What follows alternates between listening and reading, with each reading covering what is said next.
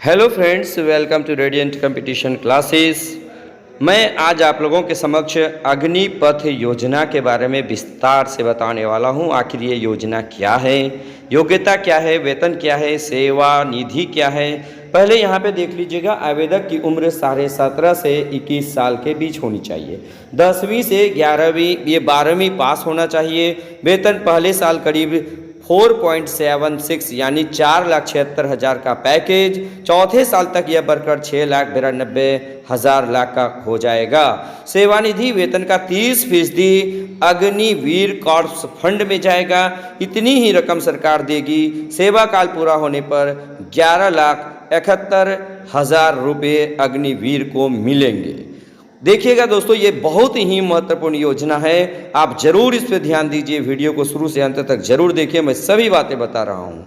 अब देखिएगा, रक्षा मंत्री राजनाथ सिंह ने मंगलवार को अग्निपथ योजना की घोषणा की। इस दौरान उन्होंने दावा किया कि इससे रोजगार के मौके बढ़ेंगे, सेना यूथफुल होगी। योजना के तहत सेना में भर्ती होने वालों को अग्निवीर कहा जाएगा। सेना में अभी औसत उम्र 32 साल है, जो अगले साल में घटकर 24 से 26 साल के बीच आ जाएगी। इस योजना को रक्षा बलों के खर्च को कम करने की दिशा में सरकार के प्रयासों का एक हिस्सा भी माना जा रहा है। आखिर ये योजना क्या है, अग्निवीर को वेतन कितना मिलेगा, उसका बीमा कितने का होगा, नौकरी खत्म होने के बाद उसे क्या क्या मिलेगा, नई योजना के बाद सेना में भर्ती होने वाले सैनिक के लिए क्या क्या बदलेगा, क्या ये योजना 1 रैंक 1 पेंशन से बचने के लिए लाई गई है, इससे सरकार को कितनी बचत होगी।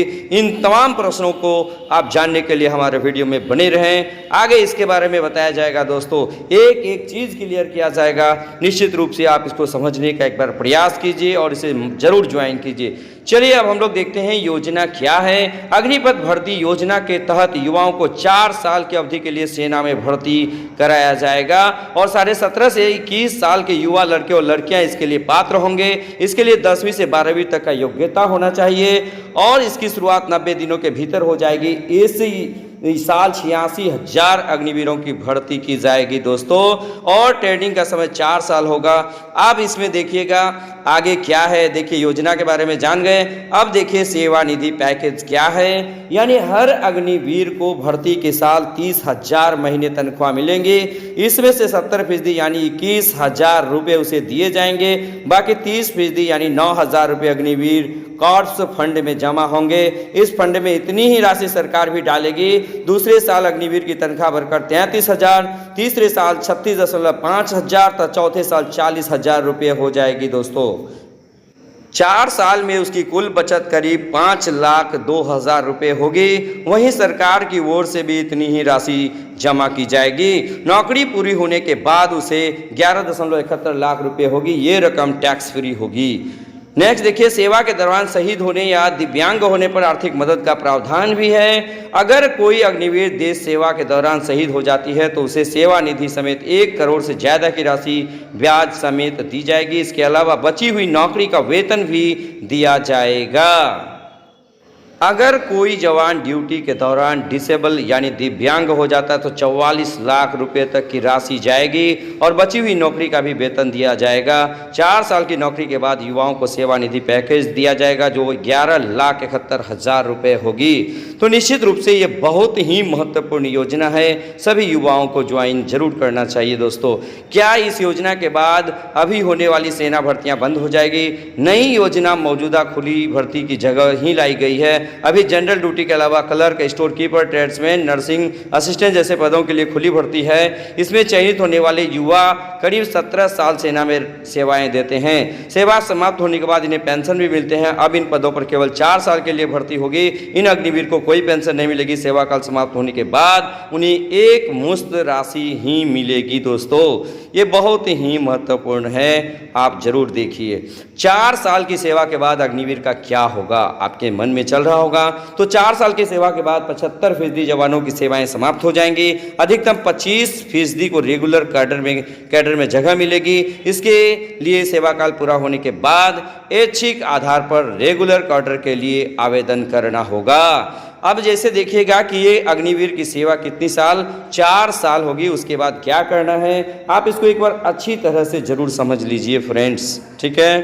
चलिए अब हम लोग बात कर लेते हैं कि 4 साल के बाद जिन जवानों को सेवा मुक्त किया जाएगा उनका क्या होगा। जिन जवानों को सेवा से मुक्त किया जाएगा उन्हें सशस्त्र बल और अन्य सरकारी नौकरियों में वरीयता मिलेगी। प्रेस कॉन्फ्रेंस के दौरान रक्षा मंत्री ने कहा कि 4 साल की सेवाएं देने वाले अग्निवीर को कई राज्यों और केंद्रीय मंत्रालय में आने वाली नौकरियों में प्राथमिकता भी दी जाएगी।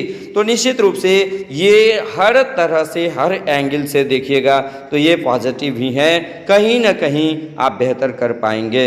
उसके बाद देखिएगा नई योजना के बाद सेना में भर्ती होने वाले सैनिक के लिए क्या क्या बदलेगा।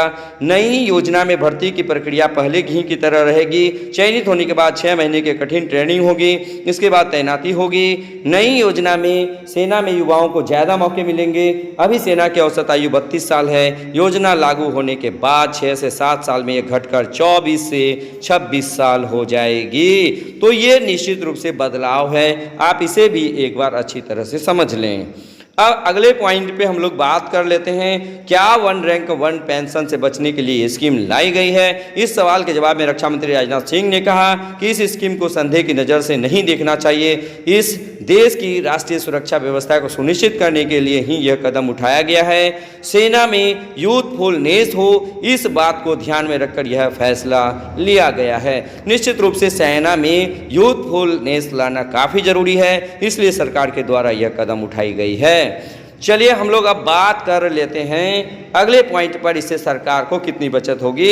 इस सवाल के जवाब में रक्षा मंत्री ने कहा कि सशस्त्र बलों को हम कभी भी बचत के नज़रिए से नहीं देखते हैं। इस स्कीम के लिए और अधिक जितना भी खर्च करने की आवश्यकता होगी हमारी सरकार खर्च करने के लिए तैयार है। हमारा लक्ष्य यही है कि देश की सीमाओं की सुरक्षा होनी चाहिए, खर्च का कोई प्रश्न ही नहीं होता।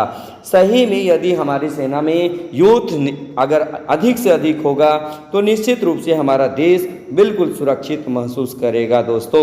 तो ये है पूरी योजना के बारे में। आप वीडियो को 1 से 2 बार जरूर देख लीजिएगा दोस्तों, पूरी बातें समझ में आ जाएगी। ठीक है, बस आज के वीडियो में इतना ही। धन्यवाद।